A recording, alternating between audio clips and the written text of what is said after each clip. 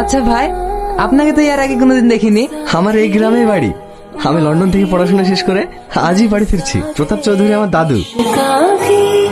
আরে আরে, দেখে চলতে পারেন না? আপনার লাগেনি তো? না না, আমার এক চোখের ফুলগুলো সব নষ্ট হয়ে গেল। আপনাকে করতে হবে না। একটু হেল্প করলে ক্ষতি কি? ফুলটা তো দারুণ সুন্দর। এটার দাম কত? এটা রাখুন।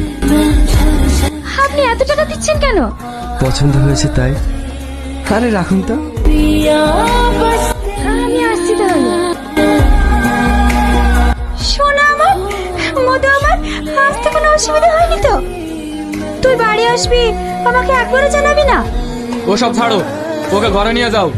এই বিশু, বাজার থেকে খাসির মাংস আর ইলিশ মাছ নিয়ে আসবি। ঠিক আছে দাদু, আমি এক্ষুনি যাচ্ছি।